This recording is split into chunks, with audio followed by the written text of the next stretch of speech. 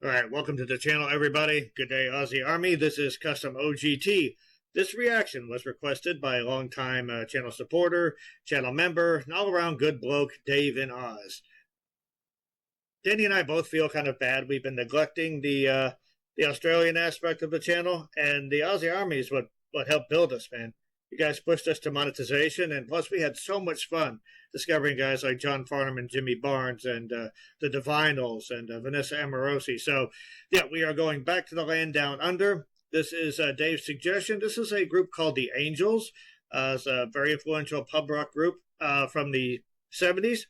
They actually formed the year I was born, 1974. I think we tried an Angels reaction earlier in the channel's history. It was not good quality. The band was older. But yeah, this is them at their absolute peak. This comes from their debut album, which I believe sold 4 times platinum and stayed on the charts for 79 weeks. So very impressive for a debut.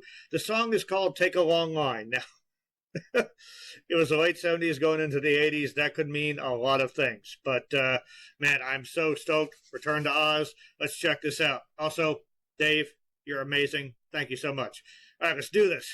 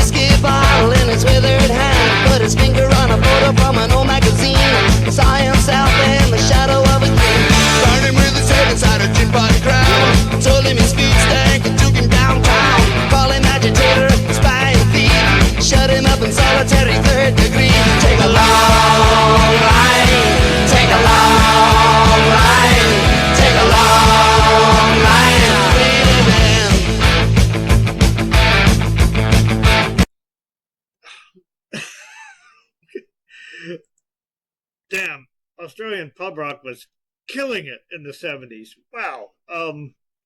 That bass line that opened, like that, energy starts right off. That is the train, zooming down the tracks. And the guitars sort of like interjecting rhythmically, but like stop and start. And then boom, everything hits at once. Wow. There is some AC/DC influence in the beginning there. But so Doc Nelson, is that the name of the singer? Might be getting him confused with the guitarist from Cheap Trick. I did a little bit of research, but clearly it's already left my brain. But the singer does not have a technically pretty voice. What he does have is attitude and conviction and charisma in spades, and that voice, that nasal snarl, that sneer, just fits perfectly over this rhythm. Wow. Okay, let's we gotta go back. Yeah, we gotta go back to the beginning here. This is it, folks, over the top.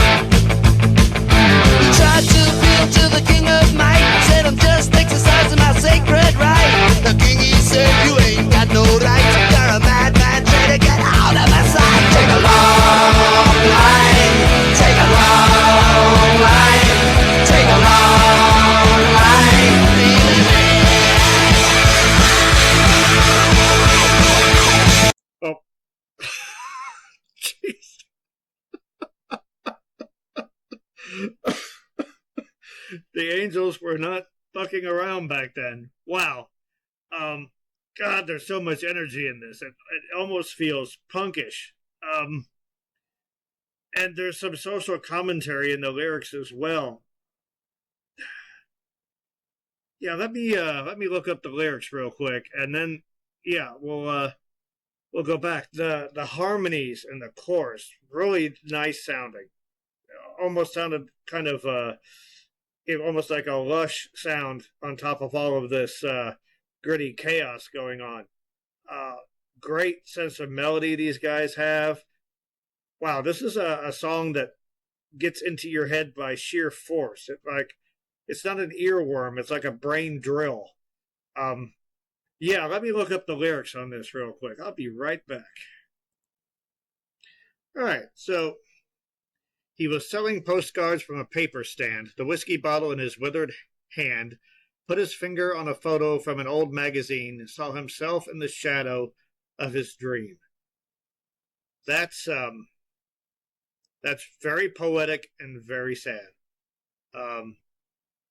The sadness, of course, kind of offset by the energy of the song, but it's like once upon a time, I had these dreams and aspirations. They found him with his head inside a tin pot crown, told him his feet stank, and took him downtown. Wow. Australia was pretty totalitarian in the 70s. You could get arrested for having stinky feet. Called him an agitator, spy, and thief. Shut him up in solitary third degree. Take a long line. Reel him in. Okay, yeah, so a dissident perhaps speaking out against the government. Oh, maybe a veteran. He tried to appeal to the King of Might, saying, I'm just exercising my sacred right. The king said, you ain't got no rights. You're a madman, a traitor. Get out of my sight. Take a long line, reel him in. So this is someone who did not fit in with the system, clearly, and they were trying everything they could to remove him from it or to force him into the mold. Okay, wow, really interesting so far. Just a lot of social commentary there and a very catchy and aggressive song. All right, let's get back into this.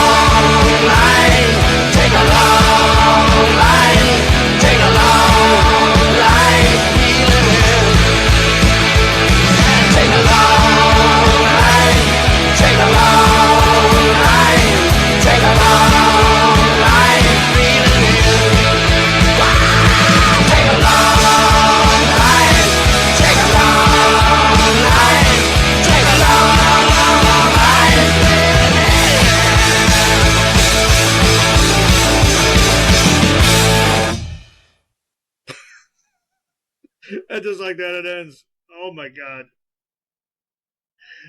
That was one of the catchiest chugga-chugga riffs I have ever heard. Now that I think about it, it reminds me of Paranoid from Black Sabbath. Just that relentless tukka-tukka-tukka-tukka-tukka in the background. Wow.